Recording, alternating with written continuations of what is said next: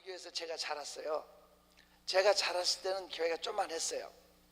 근데 그때는 이제 김홍도 목사님이 4대 목사님으로 이제 부임을 해서 오셨고, 이제 조그만하게 300평 땅에 교회처럼 지어져 있었어요. 그 시절에 이제 그분이 오셔서 1년 만에 1500명으로 부흥되고 막 이렇게 해서 막 부흥에 불이 붙기 시작했죠. 그 당시에 우리 친구가 희동이가 있었어요. 저는요 의심도 많고 중학교 때 이렇게 안 믿어지는 게 많았어요. 우리 희동이는 아주 올곧은 신앙을 가지고 있었어요. 그런 제가 그 친구를 많이 의지했어요. 희경중학교라고 있어요. 희경중학교 축구 선수였어요. 우리 친구가 이름이 이희동이에요. 그 희동이네 집에 제가 가면, 희동이네는 부자예요. 부자고 4대 독자 외아들이에요. 아주 손이 귀한 집 자손이거든요. 저는 우리 집에 형제들이 많아. 6남매에다가 가난해. 그러니까 먹을 게 늘 궁하고, 수제비를 가지고 한 끼 끓여서 오면은 수제비 안에 있는 그거 내용물을 더 먹으려고 덤벼갖고, 그래서 다 못 먹고 그런 때도 있고 그랬어요. 그렇게 배고픈 시절에 나는 희동이네 집을 자주 갔어요. 희동이 엄마 아빠는 집사님이에요. 믿음 좋은 집사님들이고, 항상 성화 액자가 있고 성경책이 펴 있고 분위기가 경건해요. 우리 집은, 우리 아버지는 약주를 들고는 못 가도 마시고는 가는 분이라, 약주를 드시고 오면 패요. 저를. 네 애비 여기 있는데 교회 가서 남의 애비 부르냐고. 우리 아버지는 패요. 그 친구네 집 가는 건 말 안 해요. 교회 가는 건 문제 삼아요. 그래서 희동이네 집에 자주 갔어요. 친구네 집 간다고. 제가 친구네 집을 자주 간 이유가 뭘까? 먹을 게 많아서. 그렇게 나를 수준 이하로 보지 마. 경건한 분위기 때문에 갔다 오면 어디가 뿔나?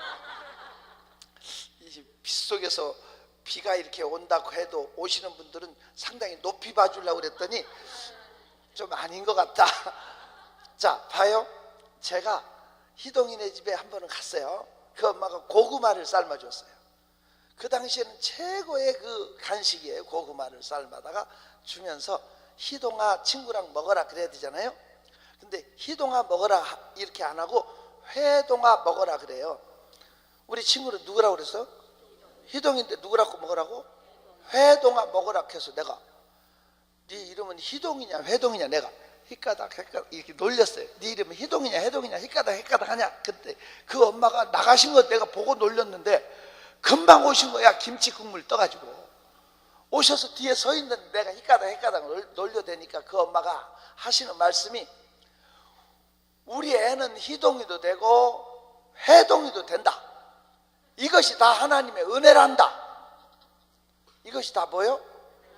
하나님의 은혜란다. 그래. 나는 그게 은혜라는 걸 이해를 못했어. 그 당시에 철야기도를 가면 옛날 양발 끼버 신다가 나중에는 양발을 더 꼬매 신을 수 없을 때 엄지발가락 깨끗발가락 막 출장 나와. 그랬었어요. 우리 장로님이 양발이 빵꾸 났어. 그래서 발가락이 2개가 나왔더라고. 그래서 내가 옆에서 장로님 양말 빵꾸 났네요. 그랬더니 우리 장로님이 발가락을 끄덕끄덕 하면서 이것도 다 하나님의 은혜란다 그래요. 나는 그 교인들이 말도 안 되는 거 가지고 은혜다 이거 이해를 못했어요. 그래서 그 엄마가 희동이도 되고 회동이도 되는 게 다 뭐요? 하나님의 은혜란다. 그게 이해가 안 돼서 내가, 그게 왜 은혜인데요? 내가 그랬어요. 그랬더니 그 엄마가 앉아서 하시는 말씀이, 자기 애 희동이가 100일도 안 돼서 갓난아기 때 죽었대요. 그분이 꼭 남의 집 얘기하듯이 그래요. 너무 손이 귀한 집 자손이 죽으니까 차마 눈물도 안 나오고 묻을 수가 없더래요. 4대 독자 외아들인데 죽으면 당연히 묻어야 되는데, 그 엄마는 죽은 애를 깨끗이 씻겨서 애기 옷을 입혀서 교회로 갔대요. 교회로 가서 강대상 위에다가 애를 눕혀놓고 그 밑에 엎드려서 밤새도록 철야기도를 했대. 하나님, 우리 애기 살려주세요. 우리 애기 목숨 돌려주세요. 밤새도록 기도하고 목사님이 새벽 기도 나오시더래. 강단으로 올라오시는데 목사님 붙잡고 목사님 우리 애기 아파요. 기도해 주세요. 그랬대. 그래서 내가 또 물었지. 왜 죽었는데 아프다고 그랬어요? 그랬더니 죽었다고 그러면 목사님이 기도 안 해줄까 봐서 아프다고 그랬대. 근데 목사님은 죽은 애인지도 모르고 갖다 손을 얹었는데 애가 살아나 버렸어. 응애응애 울기 시작한 거야. 그래서 애 목숨이 다시 돌아왔기 때문에 회생했다고. 회동이야. 그런데 호적이 올릴 때는 혀가 안 돌아와서 희동이로 올렸대. 그래서 회동이도 되고 희동이도 되고. 이게 다 하나님의 은혜 맞죠? 맞죠? 어찌됐든 존경하는 성도 여러분, 은혜라는 것을 우리가 오늘 이해했으면 좋겠어요. 은혜가 뭐냐 말이에요. 은혜. 오늘 천사 가브리엘이 예수의 모친이 될 마리아를 찾아가요. 처녀인 마리아를 찾아가서 이제 수태고지를 하는 거예요. 맞죠? 내가 이제 하나님의 아들을 잉태할 거다. 이렇게 하는 내용 중에 오늘 본문이 마리아를 찾아가서 은혜를 받은 자여 그랬어요. 맞죠? 은혜를 받은 자여 평안할지어다. 주께서 너와 함께 하시도다. 그랬어요. 자, 오늘 이 본문을 통해서 은혜를 받은 자여, 여기는 이 은혜가 크게 네 가지예요. 은혜를 받은 자의 뜻이 크게 몇 가지? 네 가지예요. 이 네 가지를 깨달았으면 좋겠어요. 은혜를 받은 자여라는 뜻이 뭐냐? 첫째는 하나님이 함께하는 자여라는 뜻이에요. 은혜를 받은 자여라는 뜻이 뭐다? 은혜를 받은 자여 평안할지어다. 주께서 너와 함께 하시도다. 자, 봐요. 은혜 받으면요, 하나님이 나와 함께하는 것이 느껴져요. 은혜 떨어지면 하나님이 날 버린 것 같고, 하나님 멀리 계신 것 같고, 안 계신 것 같아요. 가장 중요한 것이 은혜 받으면 하나님이 나와 함께하는 것이 믿어져요. 오늘 은혜 받는 시간 됐으면 좋겠는데, 아, 하나님이 나를 이 자리에 보내셨구나. 하나님이 오늘 내 곁에 계시구나. 하나님이 나를 통해서 일하고 계시구나. 하나님이 나를 너무너무 사랑하는구나. 이게 은혜 받으면 깨달아져요. 이해가 돼요? 요한에슬레는 말하기를 이 세상에서 가장 좋은 것은 하나님이 나와 함께하는 것이다. 여러분, 하나님이 함께하는 것이 가장 위대한 것임을 믿어요? 주와 같이 길 가는 것 즐거운 일 아닌가. 우리 주님 걸어가신 발자취를 밝게 박수 힘차게 한 걸음 주 예수와 함께 날마다 우리 걸어가. 어린아이 같은 우리 미련하고 약하나 주의 손에 이끌려 생명길로 가겠네.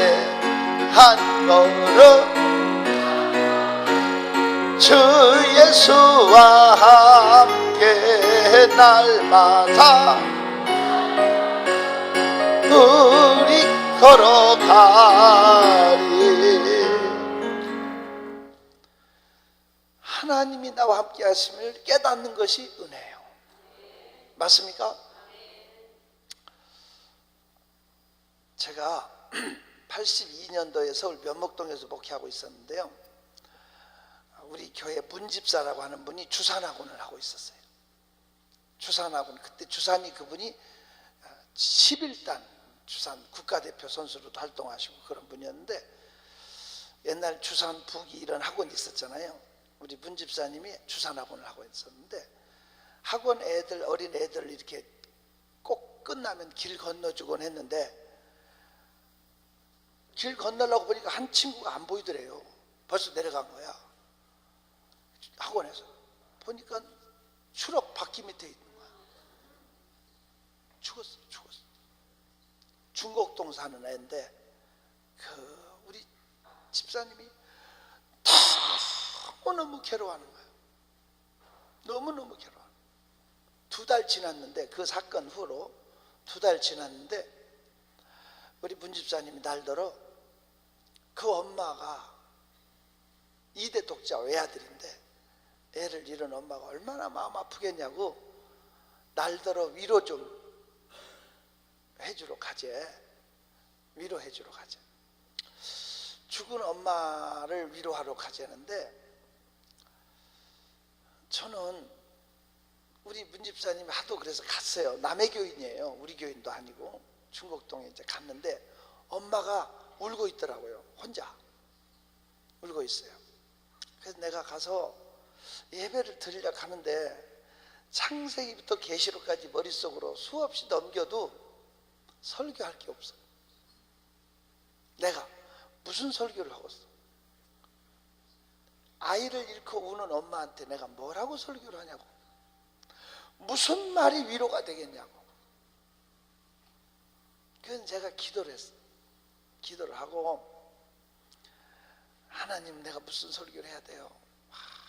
엎드려 울고 기도하서. 그리고 제가 설교를 하나님 주신 말씀을 했어. 시편 23편에 보면 바울의 아름다운, 다윗의 아름다운 목가적인 시가 나오잖아요. 여호와는 나의 목자신 나오잖아요. 근데 그 시를 가지고 설교를 하는데, 내가 사망의 음침한 골짜기를 다닐지라도 해를 두려워하지 않을 것은 주께서 나와 함께 하심이라. 주의 지팡이와 막대기가 나를 안위하시나이다. 제가 이걸로 설교를 했어요.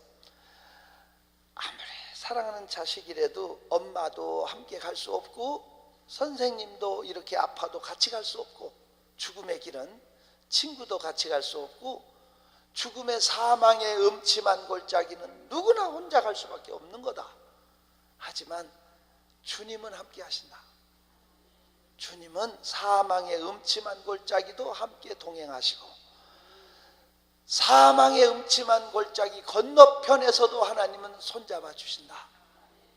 내가 그 자리에서 그 설교를 하면서 너무 좋은 거야. 왜냐하면 거기서 그렇게 말이라도 하고 도망 나올 수 있잖아. 뭐라도 설교를 했다는 게 중요한 거야. 그러니까 당신의 아들을 잃은 것은 안 됐지만 우리 주님은 함께 하셔서 사망의 강 건너편에서도 함께 하실 거니까 그분에게 맡기자. 나는 멋진 설교를 했다고 생각했어요. 젊은 목사가 그 당시에 동감을 안 해주네. 저 나름 위로를 받아. 야, 참 멋진 설교를 했다. 그래 놓고 대문까지 나오는데, 그 엄마가 대문까지 잘 가시라고 인사하러 나오더라고. 나오면서 날더러 하는 말이, 그 엄마가, 목사님, 잘해준 건 생각 안 나고요, 못해준 생각만 나서 너무 마음이 아파요. 또 우는 거야. 그래서 내가 속으로, 내가 이런 명설교를 했는데 저분은 하나도 안 받아들이고 자기 말만 하네? 내가 그랬어요. 그런 것이 저한테 좀 하나님이 미리 작업을 하신 것 같아요. 그 사건 후로 2달 뒤에 제가 애를 잃었거든요. 제가 애를 잃었는데,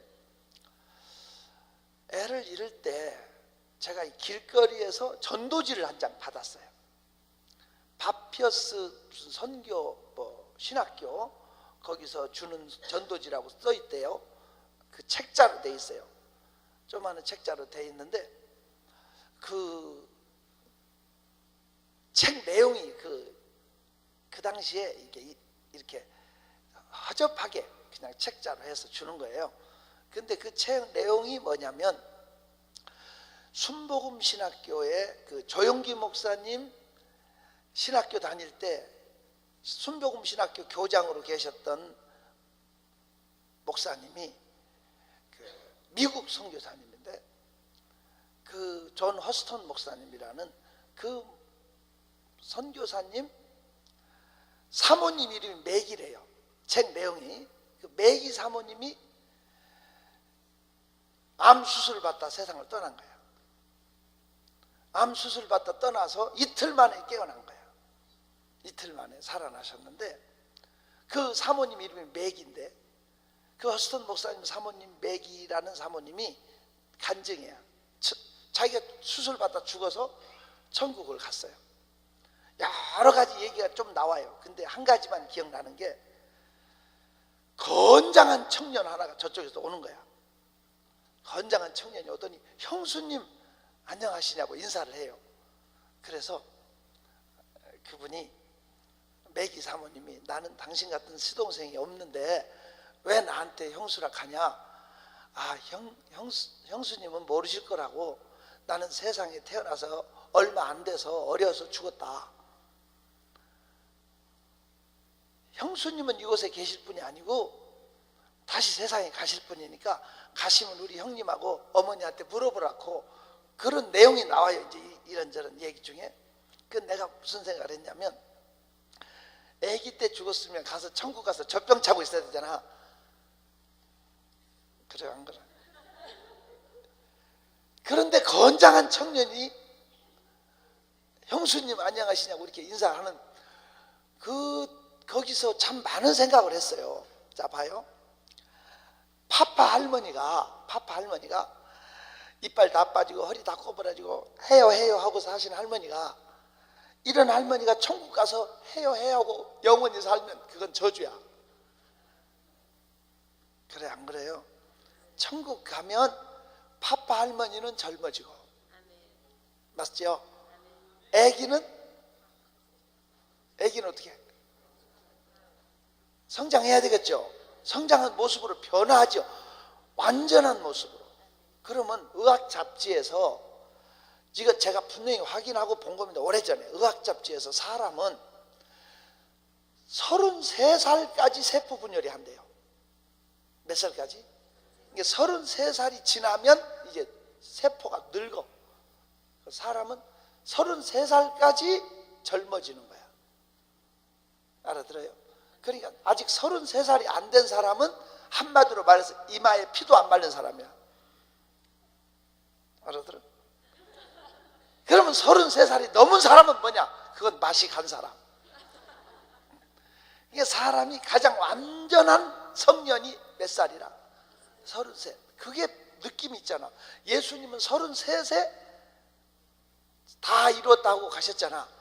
그러니까 예수님의 그 성년 그 나이가 가장 확실한 인간의 완성체라. 그럼 내가 볼 때 천국 가면 몇 세 정도 나이로 우리가 변화를 받을까? 호련히 33살 정도의 모습으로 완벽하게 변화될 것 같은 그런 느낌이 제 생각에 들어요. 그러니까 절대 파파 할머니들 할아버지들 걱정할 게 없어. 그때 가면 33세 몸으로 돌아갈 거야. 그리고 애들은 뭐요? 그렇게 변화를 받겠죠. 그 건장한 청년이 와서 형수님이라고 할 때, 그래서 이제 매기 사모님이 세상으로 다시 돌아와요. 이틀 만에 깨어나서 자기 어머니하고 이제 시어머니하고 남편한테 왜 시동생이 있었단 말 안 했냐. 세상에 태어난 지 6일 만에 세상을 떠나서 잊어버렸다.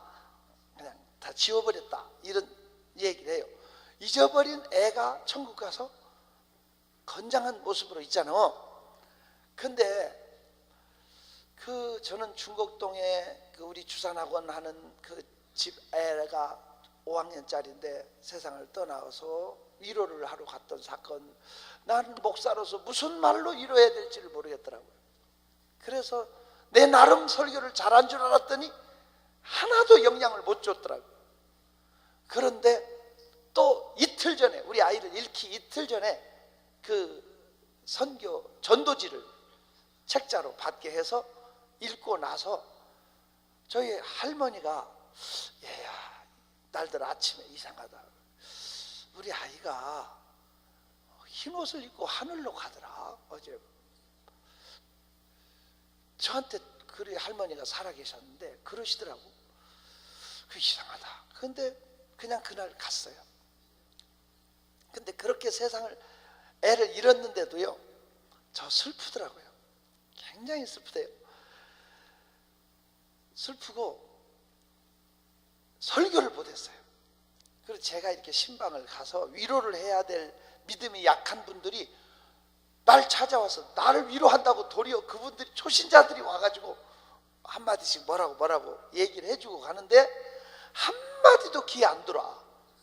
그냥 눈물만 나는 거야. 그래서 주일날 설교를 못 하겠더라고 제가. 그런데 제가 하나님 앞에 제가 일어섰어요. 왜 일어섰냐면 나는 예수 믿고 제가 그 당시에 참 우리 가정에 많은 핍박이 있었어요. 저희 어머니는 귀신 숭배 대장이고 우리 아버지는 약주 좋아하시고 너무 노름 술 이런 걸로 사신 분인데 저희 하나님의 은혜로 제가 저희 아버지, 어머니, 할머니, 형제들 다 세례줬거든요. 제가 목사 돼서 다 세례주고 우리 가정을 구원했어요. 그랬는데 저가 예수 믿고 한 분도 먼저 천국 가신 분이 없었어요. 근데 이제 아이를 하늘나라 보내놓고 무슨 생각이 드냐면 이제 천국이 가까워졌다. 목사가 천국을 얘기할 수 있는 자격이 된 것 같다. 이런 생각이 위로가 오더라고요. 또 하나는 그런 설교를 해도 잘해준 건 생각 안 나고 못해준 생각만 하고 울던 그 엄마의 마음을 이해를 못했는데 이제 내가 상담자의 자격이 있다. 슬픔을 당한 사람들을 위로할 수 있는 자격증을 카운셀러 자격증을 학교에서 받는 게 아니라 삶 속에서 내가 오는 거구나 이런 생각을 몇 가지를 하니까요 그냥 감사가 나오더라고요. 감사가 나와요.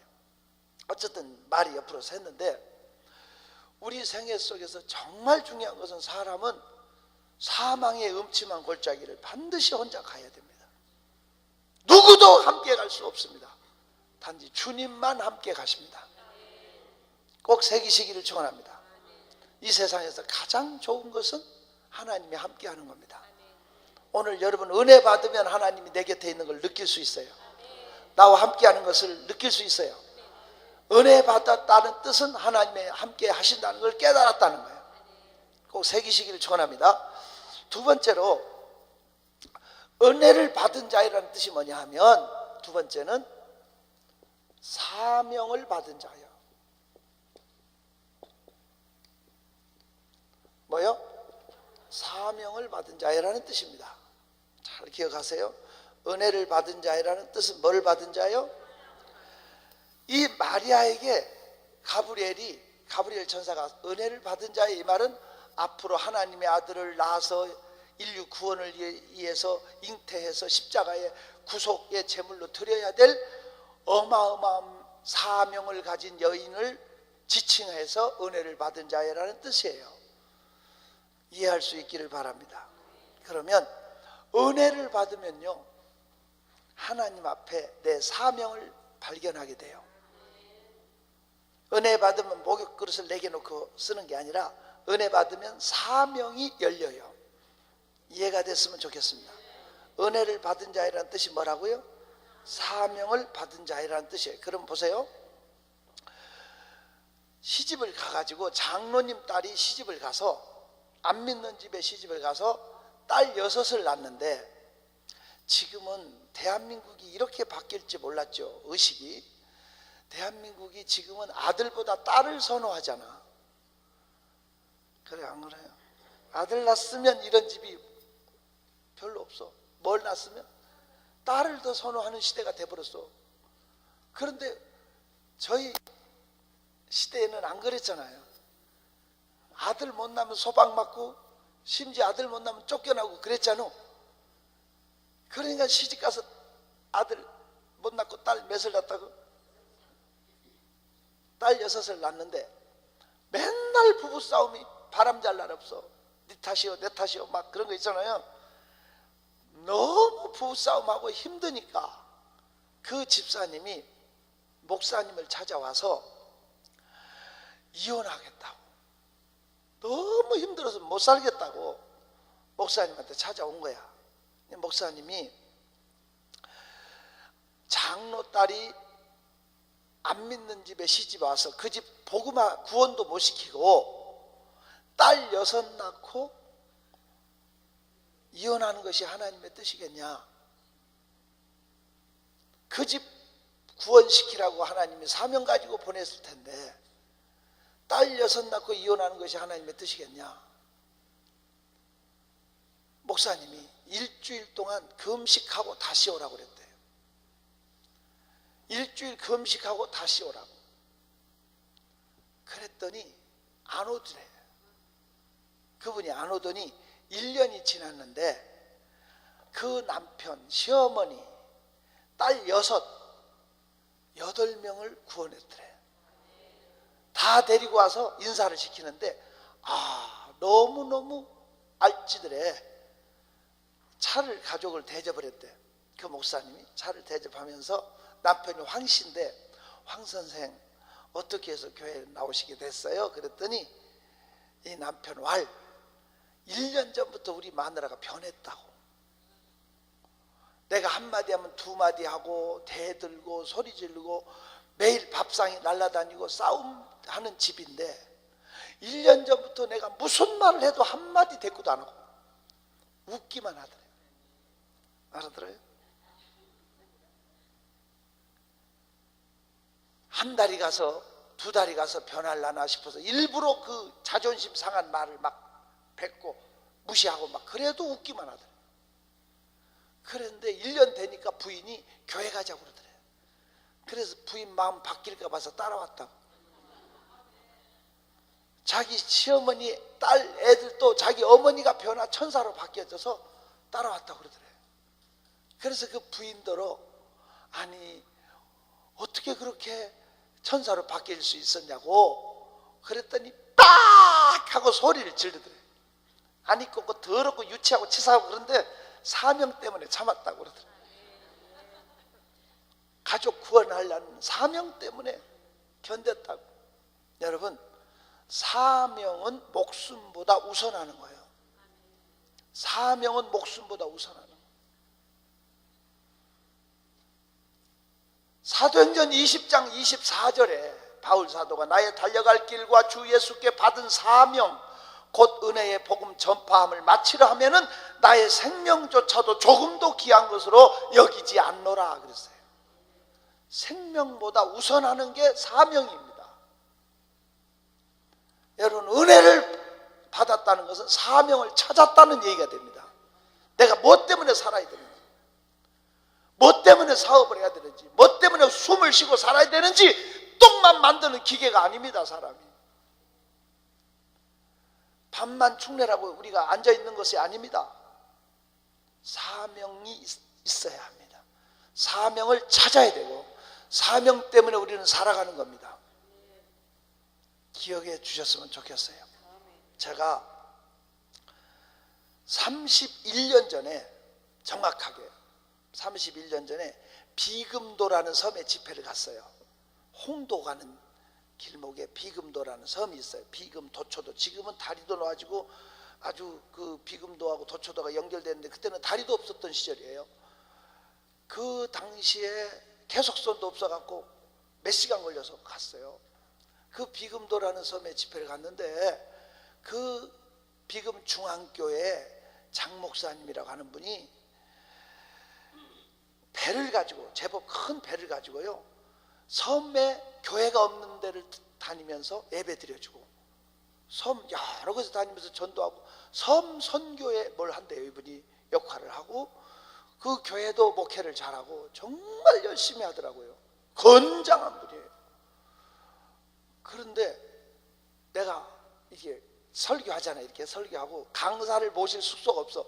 목사님 사택 안방에서 내가 자. 그런 거 있잖아요. 모기장 쳐놓고 자. 모기장 속에 목사님하고 나하고 자는데 여러분 닭장 속에는 뭐가 살아? 그럼 토끼장은? 개장은? 당연하지. 모기장은? 모기가 살아? 내가 생각할 때 모기장 속에 모기 살면 안 되지. 아무튼 모기장을 쳐놓고 둘이 들어가서 있는데, 설교 시간에는 내가 떠들고 방에 들어가면 그분이 자기 간증을 하니라고 밤새. 나 정말 은혜 받았어. 그 내가 물었거든. 목사님은 어떻게 해서 목사가 됐냐고. 그랬더니 그분 말이 담요 2장 때문에 목사님이 됐대. 뭐 때문에? 그게 무슨 소리냐 그랬더니 자기가 고등학교 때부터 조폭에 들어가서 깡패 세계에서 자라서 청량리파 깡패 오야봉이 됐대. 무슨 파? 난 잘 몰라요. 하여튼 청량리파도 있나 봐. 청량리파 깡패 두목이 됐는데, 그분 말로 늦게 군대에 잡혀갔대. 군대에 가가지고 옛날 군기가 엄하던 때에 한겨울에 훈련을 받고 내무반에 배치를 받았는데, 자기 사물함에 담요 하나씩 다 있고 그 담요를 덮고 자는데 내무반이 크고 춥더래. 겨울이라 추운데 온기도 없는데 담요 하나를 덮고 자야 되는데 자기 사물함에 담요가 없더래. 그래 이제 내 담요 어딨냐고 신병이 소리 지르기도, 그래서 그냥 옷 입고 그냥 자려고 그러는데 너무 추워서 잠을 잘 수가 없더래. 근데 어떤 분이 늦게 오더니 담요를 1장도 아니고 2장을 덮어주더래. 자는 척 한다고 이렇게 실눈을 뜨고 봤대. 하기사 나는 뜨나 가무나 비슷해. 그렇게 비웃으면 안 돼. 그래도 보일 거 다 보여. 자는 척 하냐고 실눈을 이렇게 뜨고 보니까 가슴에 십자가가 있더래. 그 다음날 유심히 보니까 십자가 있는 사람은 딱 한 사람밖에 없더래. 군종사병이야. 군종병. 이분이 담요를 1장도 아니고 2장을 덮어주면서 조금 있으니까 싸우는 소리가 나더래. 야 이 새끼야, 네 담요 어디다 두고 들어오는 거야. 야 붙어 자면 따뜻하잖아. 이 사람이 자기 담요까지 준 거야. 찾아주고. 무슨 소리인지 알죠? 눈물 나도록 고맙더래. 신병 때. 그 다음날 고맙다는 인사를 할 수가 없더래. 왜? 자는 척하고 모른 척 했으니 그냥 마음에만 담아두고 있었는데, 몇 달 지나니까 자기 밑에 쫄병들도 들어오고 군기가 또 좀 빠지고 다른 건 다 참을 수 있는데 술 생각이 나서 못 견디겠더래. 그래서 밤에 담장을 넘어서 부대 밖으로 나가서 거나하게 술을 마시고 들어왔대. 항상 그렇게 하다가 장교 2사람한테 걸렸대. 신병 놈의 새끼 술 처먹었다고 조인트를 까더래. 알아? 되게 아파. 무릎 청강이 억합발로 차니 술김에 자기도 모르게 주먹이 나가버렸대. 장교 2사람이 뻗어버렸대. 그랬더니 7명이 담비더래. 7명을 때려 눕혔대. 중대 병력이 달려들더래. 총뿌리 하나를 들어서 거꾸로 들고, 총대를 거꾸로 들고 중대 병력을 때려 눕혔대. 청량리파 깡패 오야봉을 말하죠. 대단한 거잖아. 중대 병력을 때려 눕히니까 다 신음하고 쓰러져 있고, 메가폰에다 대고 부대에 비상이 걸려가지고 장의병 항복하라 오바 막 그런 거 있잖아요. 씩씩대면서 어떤 놈의 새끼든 놈을 죽인다고 막 대치하고 있는데 아무도 접근을 못하는데, 그 있잖아 군종병, 이분이 2 손을 앞으로 내밀고 얻어맞을까 봐서 꼭 강시처럼 뛰어들어. 장의병 왜 이래? 이러지 마. 때렸을까 못 때렸을까? 뭐 때문에? 차마 군종병을 때릴 수 없더라. 그 총대를 던져버리고 무릎 꿇고 울었대. 금방 비닐망 같은 걸로 던져서 씌워버리더래. 그리고 오랏줄로 꼭꼭 묶어버리더래. 투망 던져.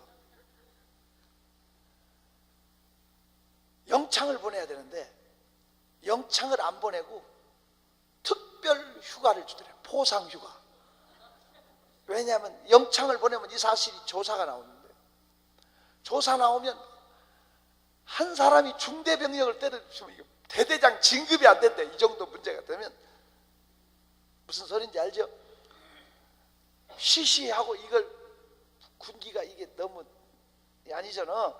그러니까 이게 부끄러우니까 자체적으로 그냥 숨겨버리고 포상 휴가를 주면서, 보름 포상 휴가를 주면서 그러더래. 가서 오지 말라고. 그러면 그 시절은 그냥 탈영 보고 해버리면 끝난대. 그러니까 옛날 군대가 좀 그랬던가 봐. 그 이 친구가 포상 휴가를 보름 받아서 2달 만에 오니까 집에서 비상이 걸렸어. 두 여자가 울면서 부대 앞까지 와서 밀어 넣더래. 빨리 들어가라고. 두 여자가 누구냐니까 자기 어머니하고 자기 부인이래. 자기가 고등학교 때 장가를 갔대. 하도 학교를 안 다니고 주먹세계에서 깡패짓 하니까 부모가 빨리 결혼시키면 철들까 봐서 이렇게 일찍 묶어버렸대. 두 여자가 부대 앞에까지 와서 울면서 어여 들어가라고 밀어서 포상 휴가도 못 타먹고 이틀 만에 다시 왔대. 이틀 만에 오니까 부대에 또 비상이 걸렸대. 왜? 무서워서. 서로 같이 근무 안 하려고 그래. 서로 안 받아주니까 결국은 군종실에다 넣어주더래. 어디다? 왜? 군종 말만 들으니까. 예수 예자도 모르는 사람이 가슴에 십자가 달고 군종병이 돼갖고 그 군종이랑 같이 낮에는 성경 공부하고 밤에는 산기도 하고, 그렇게 2년 동안 하는 동안에 진짜 군종이 됐대. 근데 그 선임 군종병이 참 훌륭한 분이죠. 이분이 제대하면서 그러더래. 자네는 사명이 있네. 에페 사람한테 얘기해. 자네는 사명이 있네. 한번 해봐. 자네는 뭐가 있네? 사명이 있네. 그래서 사명이 뭐냐고 물었대. 사명은 공무원이든지 직장 사업자든지 자기 서 있는 자리에서 하나님 영광을 위해서 최선을 다하는 것이 다 사명이지만, 자네는 자네처럼 모난 사람, 특별히 그런 사람들을 전도하기 위해서 꼭 신학교를 가서 목사가 되라고 그러더래. 꼭 신학을 해서 목사가 돼서 특수 선교를 하라고 그러더래. 그래서 자기가 섬 선교회로 온 거래요. 그분 말이. 그런데 이제 고등학교 졸업장이 없어. 왜? 깡패생에서 다녀가지고. 그래서 고등학교 검정 그 자격증 검정고시를 치르는데 자기 머리가 하도 돌머리라 7년 걸렸대. 고등학교 대학 입학 자격을 얻는데 몇 년? 7년 동안 그 공부를 해가지고 고시 공부식으로 힘들게 해서 신학교를 들어가게 되니까 얼마나 감격스럽던지, 신학교 합격장이 왔을 때 합격장하고 기숙사 안내서를 가지고 자기 부인을 데리고 방에 들어가서 읽었대. 합격장. 그 합격 통지서를 읽는데 자기 부인이 옷을 싹 벗더래요. 옷을 싹 벗더니 머리를 딱 풀더래. 옛날 비녀 머리를 딱 풀더니 히히 하더니 방문을 발로 빵 차고 나가더래. 어떻게 됐어? 잡아다 놓으면 또 나가고, 잡아다 놓으면 또 나가고. 완전히 미쳐버려가지고 의식이 없어. 힘이 세지고 뻘개 벗고 돌아다니는데 동네 애들이 한 타스씩 따라다니고. 얘기가 이렇게 돼.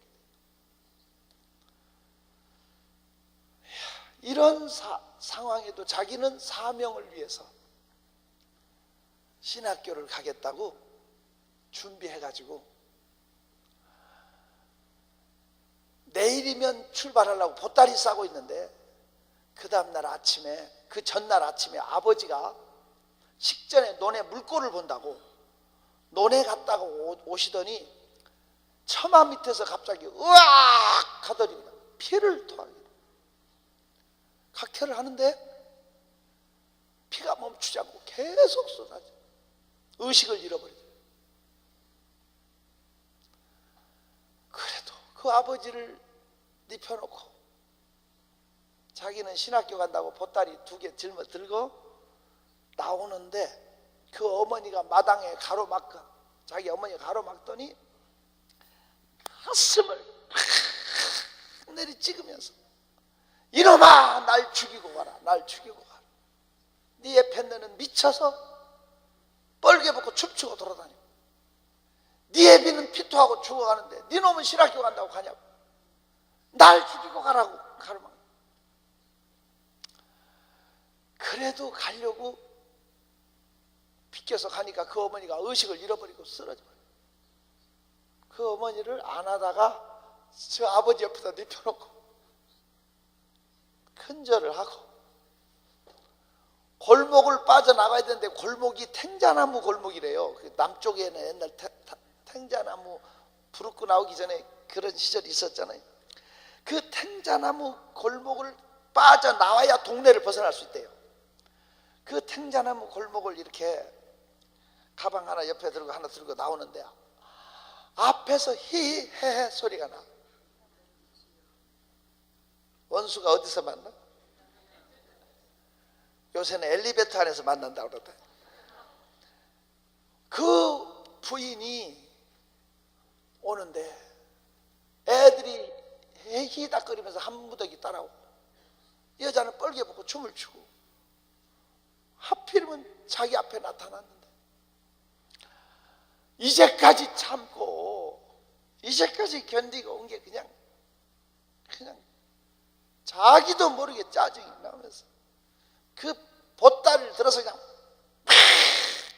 패대기를 쳐버리고 왼쪽 보따리를 들어서 또 패대기를 치려고 딱 들었는데 자네는 사명이 있네. 자네는 사명이 있네. 그 선임병의 목소리가 들리는 것 같아요.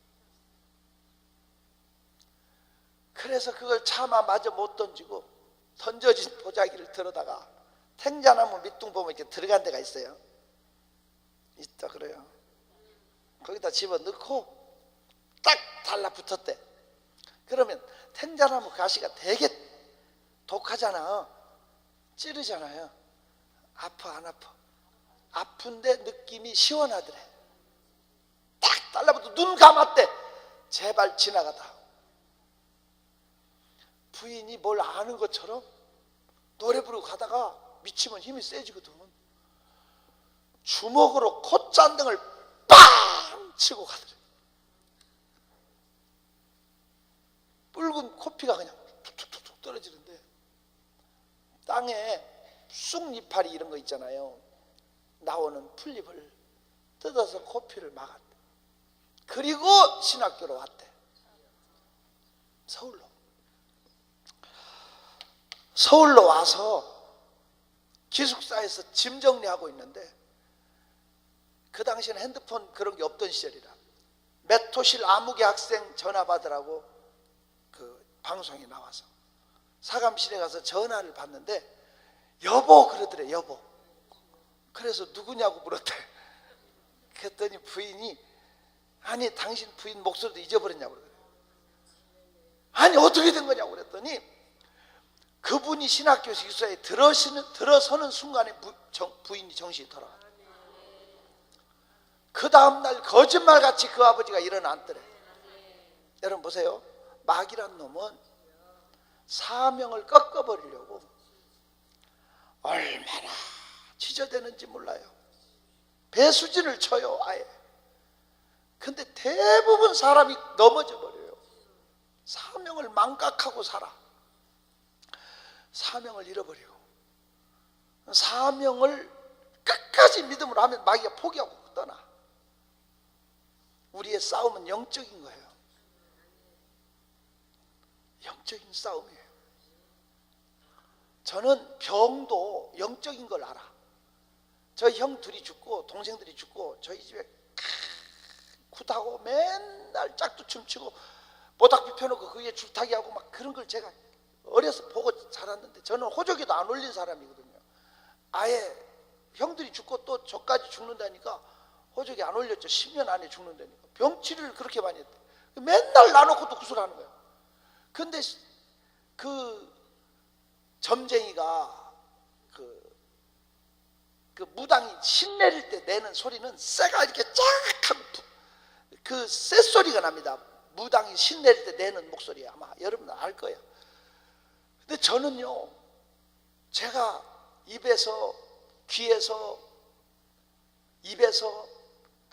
코에서 동시에 피가 쏟아지고, 제가 서울대학병원에서 제가 사형 선고를 받고, 제가 민간요법으로도 못 고치고 죽어가는데 마지막 그게 귀신 소리가 들리더라고. 그래서 나는 귀신이 병을 줬다는 걸 알아요. 그래서 주님의 은혜로 저는 제 발로 걸어서 교회 간 게 아니에요. 엎혀서 갔는데 하나님이 지금까지 주님이 치료하셔서 제가 여기 서 있는데, 귀신이 나를 지배했을 때 2년 동안 내가 피토하고 있었지만 하나님 하자도 생각 안 나고 예수 예자도 생각 안 나더라고.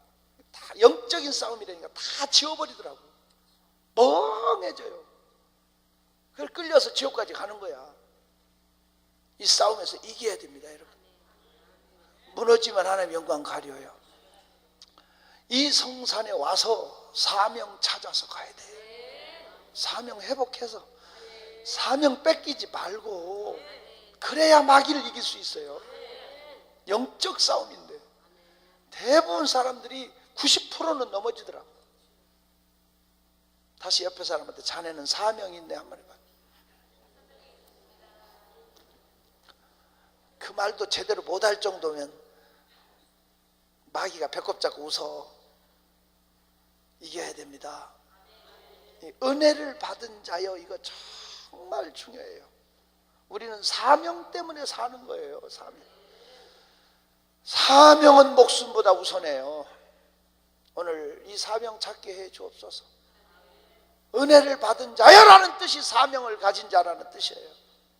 이 사명 찾을 사람만 아멘해요. 이 사명 붙잡을 사람만 아멘. 전부 다 자리에서 일어서요. 이 나머지는 이따가 오후 시간에 하고, 두 가지만 하겠어요. 두 손 높이 들어요. 하나님,